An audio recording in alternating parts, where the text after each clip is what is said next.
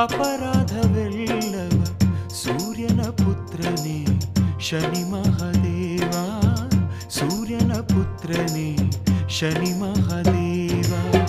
ನಿನ್ನಯ ಕರುಣೆ ಸಂಜೀವಿನಿ, ನೀನೇ ಭಕ್ತರ ಚಿಂತಾ